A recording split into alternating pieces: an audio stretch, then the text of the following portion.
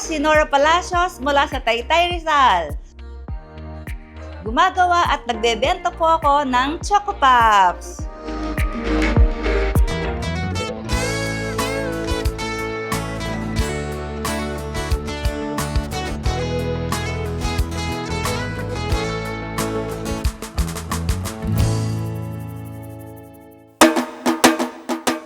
Akala mo simpleng lollipop lang? Pero hindi. Ito ay Choco Pop ni Ate Apple. Chocolate treats na hindi lang pang matamis, kundi visual feast. Tara, kilalanin natin si Ate Apple, creator ng Choco Pop na parang mini artworks. Cute, creative, at perfect pang-gift o pang-display bago mo kainin. Ate Apple, paano ba nababalanse ang sarap, ganda at effort sa bawat Choco Pop na parang ayaw mo na tuloy kagatin? Ngayon po ay tuturuan ko kayo kung paano gumawa ng chocolates lollipop. At ito po ang mga kakailanganin po natin. Chocolates, weighing scale, chopping board and knife, gel color, lollipop stick, bowl and spoon, and of course, microwave. Ay, di dapat kalimutan, chocolate molder. Una po, ay titimbangin po natin ang ating chocolate. Meron po tayong 250 grams ng chocolate. Makakagawa na po ito ng mga 12 pieces na chocolate. Kailangan po natin siyang i-chop ng maliliit upang mabilis siyang matunaw. Any brand po ay pwede naman po. Basta compound chocolate po. White po ang napili kong tsokolate para if ever na gusto nyo pong siyang lagyan ng kulay, mayroon tayong iba't ibang kulay na pwede po nating ihalo sa ating chocolates. Kailangan po siyang i-chop na maninipis kasi po pag hindi po siya chinap ng maninipis, masusunog po yung ating chocolates. Pag po chinap siya ng maninipis, madali po siyang magme-melt. Kailangan lang po talaga tayong magtiyagang mag-chop. Medyo matagal nga lang po pero worth it naman po dahil napaka-cute ng ating mga chocolate lollipop mamaya.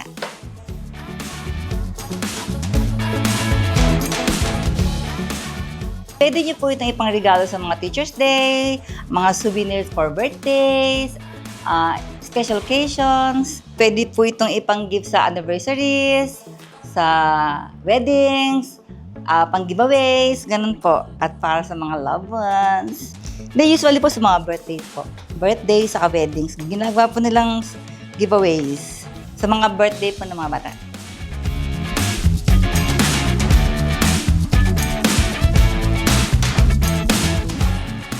Pagkatapos pong ma-chat natin ng maninipis, ay ima-microwave na po natin siya ng mga 30 seconds.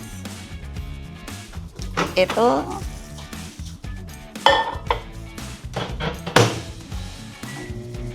$30 po muna kasi po baka po masunog yung chocolate.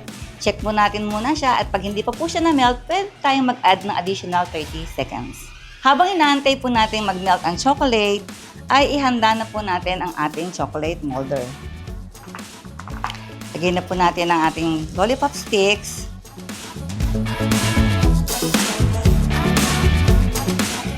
Ang design po na gagawin natin ay flowers. Pagkatapos ng 30 seconds ay i-check na po natin ang ating melt chocolate. Hindi pa po siya melt, so another 30 seconds.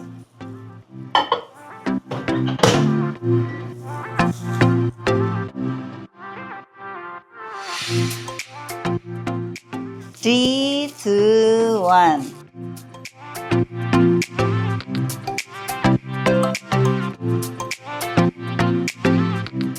Pag na-melt na po, haluin na po natin ang ating chocolates. Pwede po tayong mag-add ng color, like, try natin po itong kulay na to, blue.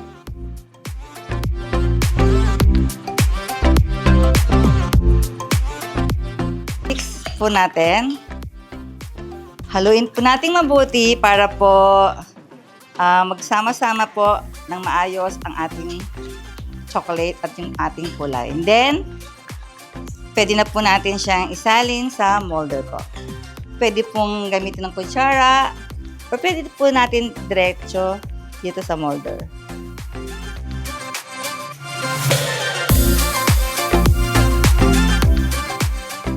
Dapat po, hindi naman po masyadong puno yung... Tama lang po, sakto lang po dun sa ating molder po. Pero pagka sumobra po, pwede naman po natin siyang scrape para matanggal po yung mga excess chocolate po.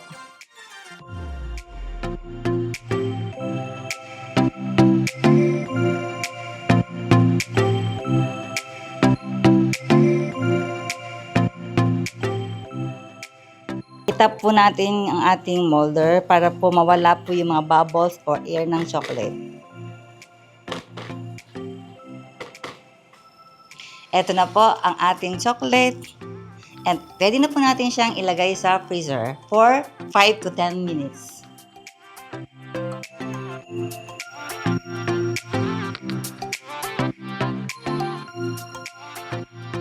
At ngayon naman po ay gagawa po tayo ng ibang design at ibang kulay. Ay, ganun process pa rin po.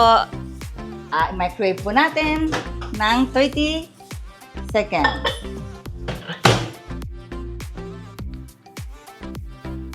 If wala naman po kayong microwave, pwede po kayong gumamit ng double broiler.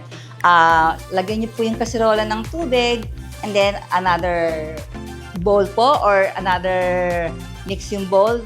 Pwede niyo po siya ipatong pero huwag niyo pong hahayaan na matouch nung bowl yung ilalim po ng water. Kasi po, hindi po pwede yan. Dapat steam lang po yun. Yun po.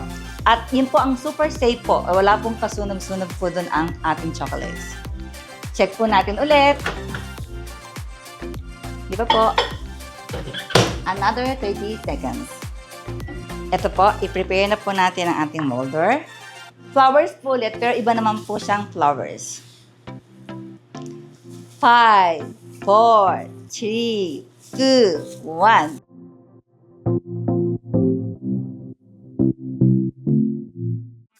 Mix po natin mabuti ang ating chocolate. Then, lagyan po natin ng ibang kulay.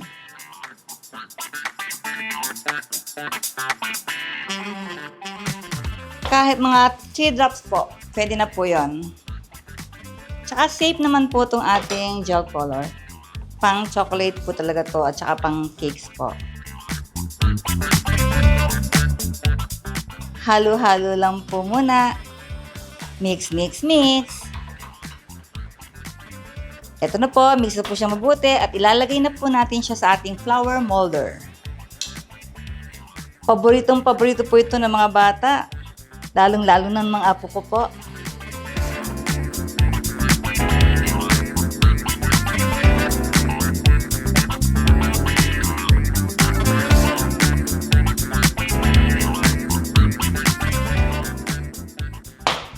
Then, tap po natin siya ulit para po mawala yung mga bubbles po niya at para po siya mag-set. Yan. Okay na po. Ilagay po natin siya ulit sa freezer for 5 to 10 minutes. After 5 minutes po, pwede na po natin tanggalin sa molder ang ating chocolate.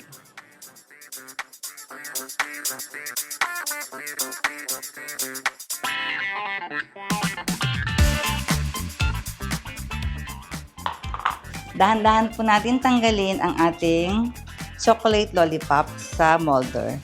Pag po siya hindi pa po masya matanggal, ibig sabihin hindi pa po siya nakaset. Pwede natin ibalik po ulit sa freezer. Para po sa packaging natin, kakailanganin po natin ang metallic wire, cello sheets, ribbon, and scissor. Kuha po tayo ng cello sheets. Pasok po natin ang ating chocolate lollipop sa cello sheets and then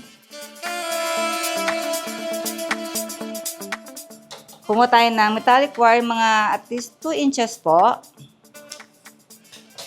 Lagay po natin ang ating metallic wire sa ribbon. Kung wala naman po kayong mga ready-made na ribbon, pwede rin po kayong gumawa na yung kayo na po mismo yung magre-ribbon po. Pero ako po, mas prefer ko po to kasi mura. Then ito po, lagay na po natin ang ating ribbon sa ating chocolate lollipop. Twist lang po natin ng ating metallic wire. Pwede rin natin pong gupitin yung excess wire. At eto na po ang ating finished product na chocolate lollipops. Ang cute, di ba?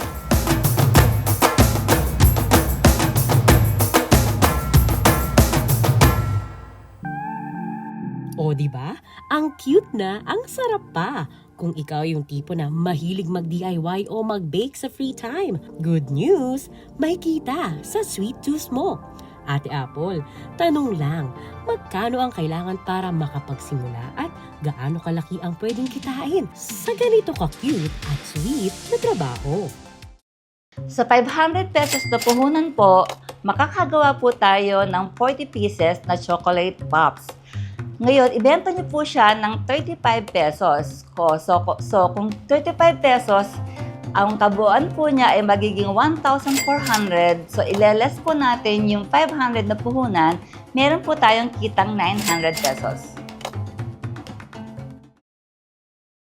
Ang mga Choco Poppers ni Ate Apple, patok sa mga party, gifting at kahit online orders. Minsan ang ating sweet tooth cravings plus creativity pwedeng maging daan para magkaroon ng extra budget din. Kaya, paano nga ba nagsimula ang lahat ng ito, Ate Apple? Nag-start po ito 2017 po. Nag-aral po ako sa workshop sa dessert buffet po. Kasi gusto ko lang pong matuto paano gumawa ng mga dessert buffet para po sa mga apo ko po sana. Hanggang sa pinopost ko po yung ginagawa ko, may isa po akong pamangkin na nag-request na kung pwede ko po daw silang igawa para sa birthday po ng anak niya. Chocolate lollipops, cream brulee, cake pops, mga tart, mga ganun po. And then, nung nag-request po siya na igawa ko po siya, actually natakot po ako, nag-alinlangan po kasi hindi pa po ako ganun kabihasa. Pero sabi po niya, kaya mo yan. So, yun po. Sa tulong po ng ama, naitawid ko naman po at nairaos yung mga order po niya. At doon po, nag-start hanggang sa ngayon po, nagtuloy-tuloy na po siya. Hindi agad nag-click ang Choco Pop ni Ate Apple. Minsan kulang sa gamit, minsan madalang lang sa customer, madalas kulang sa tulog. Pero kahit ganon, hindi siya nag-back out, tuloy-tuloy lang sa trabaho. Pero minsan naman po, matumal, kukonti ang benta, minsan po wala. Pero hindi po kami nawawalan ng pag-asa ng aking asawa kahit po matumal. Tuloy lang po kami sa pagpo-post at naniniwala po kami na may order at o-order din po dahil sa kailangan po ng mga tao yung mga pagkain po na yun. Matamis po ang takbo ng buhay po namin mag-asawa dahil po sa gabi-gabi po kaming nananalangin sa Panginoon Diyos. Nagpapanata din po kami na maging matagumpay po yung aming munting hanap buhay upang may magamit po kami sa aming pangangailangan. At kaya patuloy po kaming sumusunod at nagpapasalamat po sa Panginoon Diyos dahil talagang hindi niya po kami pinabayaan. Para sa mga gustong kagatin na rin ang paggawa at pagbebenta ng home-based chocolate lollipop, may ilang solid advice sa Ate Apple na swak upang kumita mula rito. Ang may papayo ko po sa mga gustong sumubok sa munting pagkakakitaan ay ipagpanata po natin sa Ama ang mga plano natin sa buhay. Huwag mawalan ng pag-asa, huwag matakot magsimula. Kumbaga, ipagpatuloy lang po kung ano yung passion dahil talaga pong makakatulong po to sa inyong ikabubuhay at makakatulong po kayo sa inyong asawa at sa inyong pamilya at talaga pong hindi ka po maiinip. Kumbaga, may pinagkakalibangan ka na po, kumikita ka pa po. Dahil sa paggawa ng Choco Pop, ang kwento ni Ate Apple ang patunay na kahit ang pinakasimpleng creative ideas natin, pwedeng maging marangal at matagumpay na trabaho. Wala mang shortcut sa pagtahak nito, pero kung handa kang magsakripisyo, magbubukas ang pintuan ng oportunidad para sa'yo.